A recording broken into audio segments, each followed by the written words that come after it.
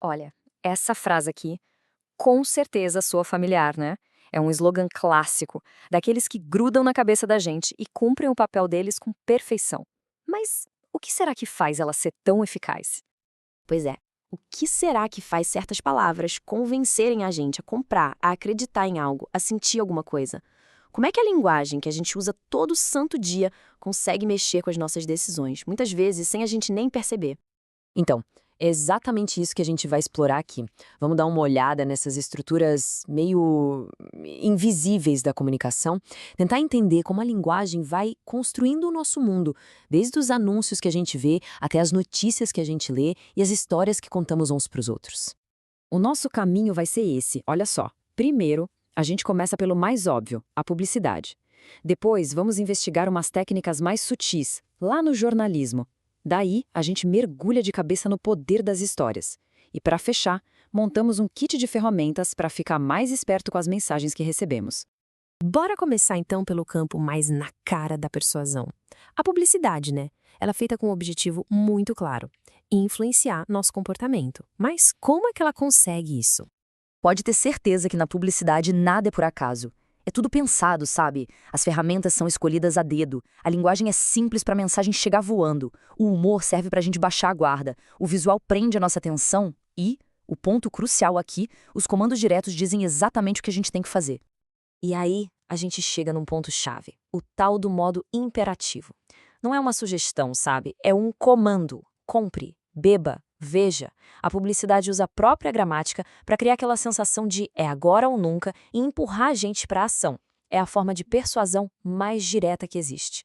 Ok, na publicidade esses comandos são bem claros. Mas e quando essa linguagem de convencimento se esconde onde a gente mais espera objetividade, tipo no jornalismo? Será que as mesmas ferramentas estão lá, só que mais disfarçadas? Vamos pegar essa manchete como exemplo. É uma citação bem forte da cantora Elza Soares. E o interessante aqui é que o jeito que a jornalista apresenta essa fala é tão importante quanto o que foi dito. Então, a sacada é a seguinte: a jornalista podia muito bem ter escrito Elza Soares dispara que o Brasil é o país mais racista. Mas não, ela fez diferente. Ela inverteu a ordem e botou a citação na frente de tudo. Por que essa escolha faz tanta diferença?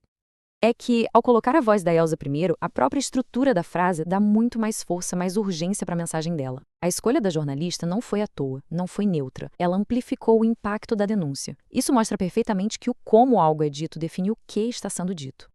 Poxa, se a estrutura da frase já tem esse poder todo, imagina a escolha de uma única palavra. Vamos ver um exemplo disso num contexto de relações internacionais para ficar mais claro. Olha que interessante. Uma pesquisa da USP foi ver como o jornal The New York Times se referia aos líderes militares brasileiros durante a ditadura. E o que descobriram foi incrível. Quando as relações entre os Estados Unidos e o Brasil estavam de boa, o jornal usava a palavra presidentes. Tem um peso, né? Traz uma legitimidade. Agora, quando a coisa ficava feia, os termos mudavam para chefes ou líderes, palavras que já são bem menos oficiais, menos legítimas. E isso ensina uma coisa fundamental para a gente. Mesmo no jornalismo que tenta ser objetivo, a escolha das palavras nunca é 100% neutra. Cada palavrinha carrega um peso, uma história, um ponto de vista. A palavra escolhida acaba moldando a notícia e guiando, de leve, a nossa interpretação. Bom, a gente já viu a persuasão mais direta nos anúncios e a mais sutil nas notícias. Agora, vamos dar um passo para trás e olhar para a estrutura mais fundamental de todas, aquela que organiza a nossa cabeça, a narrativa, as histórias.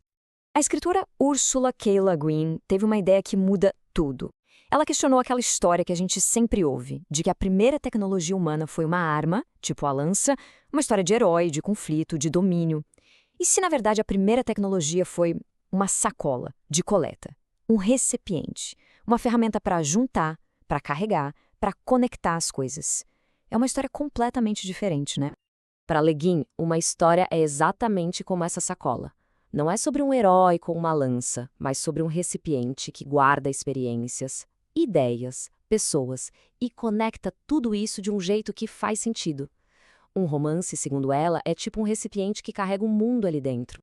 Isso mostra pra gente que histórias são muito, mas muito mais do que só entretenimento. Elas são a nossa principal ferramenta para organizar a realidade, para criar cultura, para a gente entender quem a gente é e dar algum sentido para a bagunça do mundo. No fundo, são a nossa primeira e mais poderosa tecnologia. E essa ideia bate muito com o que pensa o líder indígena Ailton Krenak. Para ele, em tempos de crise, contar uma nova história é um jeito de resistir, de sobreviver. É como adiar o fim do mundo, sabe? Manter vivas as chances de ter outros futuros. Beleza. Entender como a linguagem funciona, desde o slogan do comercial até as grandes histórias, é o primeiro passo. Mas e aí? O que a gente faz com isso? Como é que a gente navega nesse mar de mensagens de um jeito mais esperto, mais consciente?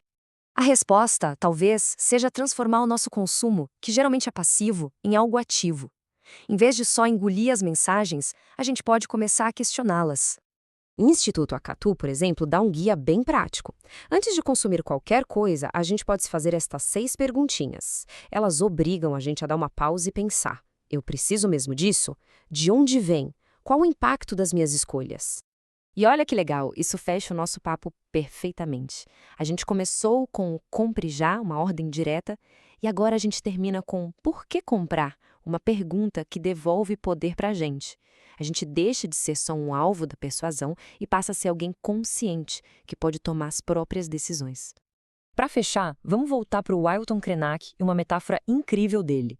Se o mundo parece que está caindo, talvez a resposta não seja fingir que não está, mas sim criar jeitos novos de lidar com essa queda, criar novas histórias, novas soluções. Como ele diz, fabricar paraquedas coloridos, que tornam a jornada não só possível, mas até gostosa. E essa é a pergunta que fica. Num mundo que é feito de palavras, a gente está o tempo todo escolhendo que histórias vai carregar na nossa sacola e que histórias vai criar para o futuro. No fim do dia, essa escolha é de cada um de nós.